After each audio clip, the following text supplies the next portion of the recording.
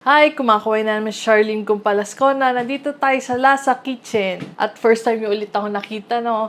Sa kitchen. Gagawa tayo ng bagel. Para siyang bread na donut. Yung donut, dinidip fry. Itong bagel, pinapakuluan, tapos saka ibe-bake. Gusto ko sa bagel, yun yung kinakaadikan ko na bread ngayon. Dahil sobrang konti lang yung ingredients na kailangan niya. Kailangan lang natin bread, salt, yeast, water, sugar, saka pagmasa-masa, pag-boil, tapos bake. Yun lang, hindi na natin kailangan ng itlog, ng milk, or maraming sugar. Ang gusto ko sa paggawa ng bagel ay konti lang yung huhugasan ko kasi hindi ko na kailangan maglabas ng measuring cups and everything. Kailangan ko lang ng weighing scale. Ipatong natin sa weighing scale.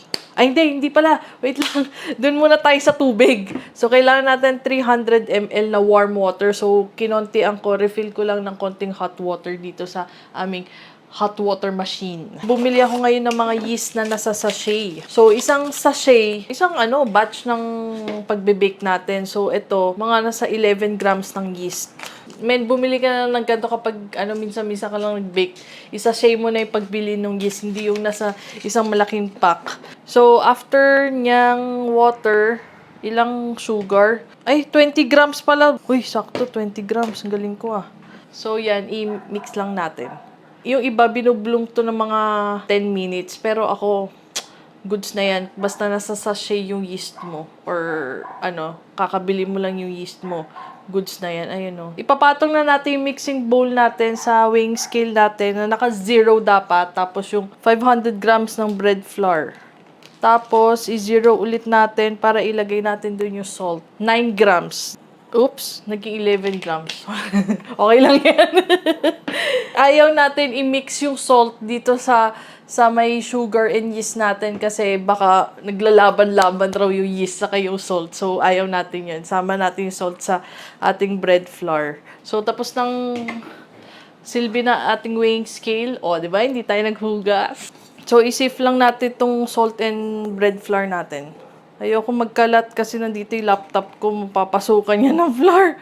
Yung ibang napapanood kong gumagawa ng nagbe-baking na American na YouTuber, wini-whisk lang nila, hindi na sila nagsisift. Parang na-try ko dati yatang hindi nag-sift ng flour, parang pangit ng kinalabasan. Kaya, always sift. Grabe to oh.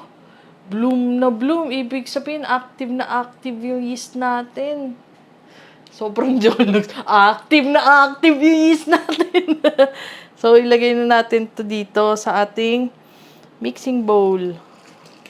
Ngayon, ipipremix ko lang bago tayo magmasa. Ayan o, minimix ko lang.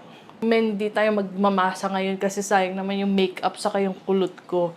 Gagamit tayo ng stand mixer. Marunong pa ako gumamit ito. Kakagawa ako ng bagel yan eh. Need siyang in-knead for 10 to 15 minutes. If you feel, itatouch natin later. Mga 10 minutes. Nasa 1 lang ako. Ito yung 2. Pero ayoko ng ganyan. 1 lang ako. Para kunwari ako lang yung nagmamasang ganun. Yan yung pacing ng pagmasa ko eh. Sa 1 lang. So, mga nasa 13 minutes na tayo. So, i-check lang natin. Siguro, mga i-need ko lang to ng by hand. Idadust lang natin yung working surface natin ng flour. Ngayon, dahil 1 kilo ko to binili, good na tong 500 grams na isa para sa next batch ko. Pang dust lang naman, so all-purpose flour na yung kinukuha ko. So, magmasa lang tayo, guys. Kasi kulang siya ng mga 1 minute. Saka, kailangan hawakan mo pa rin kasi i-form mo na siya into a round ball. Ayan o, medyo ramdam mo na yung smoothness niya. Kailangan mo pa rin ng hand kneading. Huwag ka masa na masa, huwag ka mag-enjoy kasi okay na yan. So, ang ginagawa ko, binibuild ko tong surface na to na maging smooth. O, di ba? Marunong pa ako mag-bake, guys. Hobby ko mag-bake. Ayan na-round na natin yung dough natin. Makakatipid tayo ng hugasin rito. Bowl, mantika, konti lang. O yan, mantika. Etong dough, igaganyan mo. Paliguin mo yung top portion niya, tapos i-flip mo. Ngayon, ang ginagawa ko, kapag kinikling wrap ko to, ginagawa ko mahaba. Kasi gagamitin ko rin siya mamaya, pang proofing. O yan, proof lang tayo for 1 hour. Huwag natin galawin. As in, dapat nandyan na siya.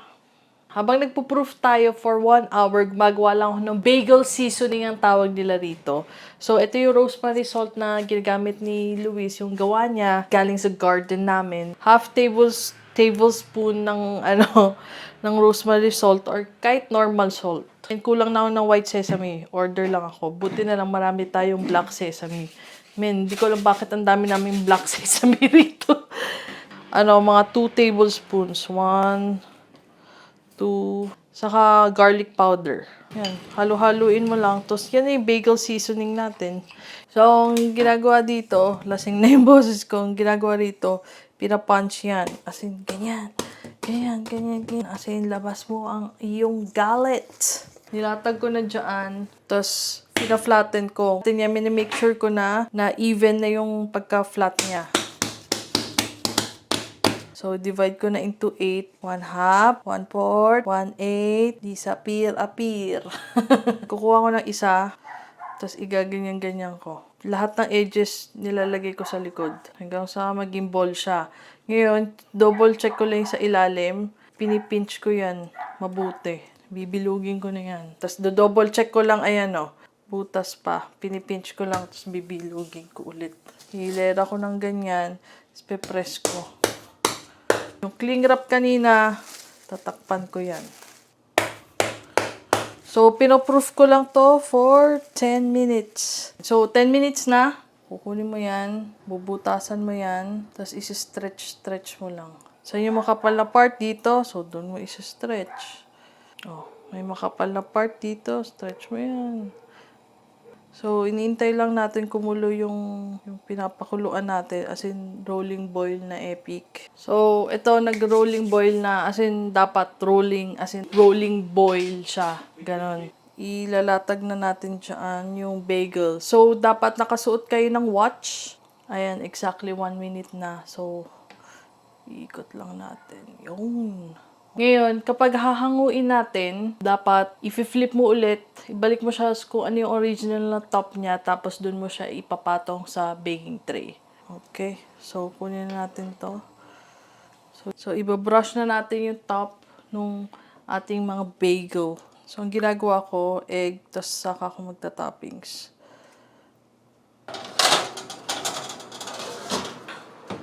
Celsius for 10 minutes, tas open natin, baliktarin natin, tas 10 minutes ulit, tas hanguin na.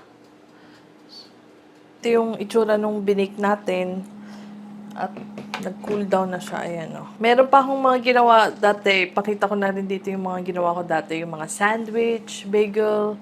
Ito, cream cheese lang yung gagawin natin ngayon kasi ayoko na magluto. Kakaluto ko lang ng bagel. Oh, ganda oh. Ganda ng pagkagawa ko. Lutong-luto. Ayun, mas gusto ko ngayon no, medyo malambot. Malambot yung loob, tapos crusty yung outside. Spread na tayo ng cream cheese. Yan yung cream cheese oh.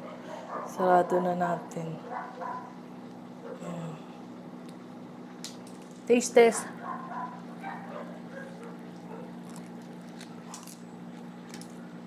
Hating kapatid. Yung last na ginawa ko dati. Matigas yung loob, tapos matigas na yung labas, matigas pa yung tinapay sa loob. Ngayon, ito, may pagka-soft yung inside. Tapos, crusty yung Yung boses ko tulog puyat na. So, thank you sa So, ito ang pag-store nito, ilagay mo siya sa enclosed. Huwag mo balandra sa air. Kasi titigas yan. Alam mo naman yung mga tinapay kapag nakabalandra, titigas yan. So, i-enclose mo lang. Tapos yun. Thank you sa pagnonood. Bye-bye.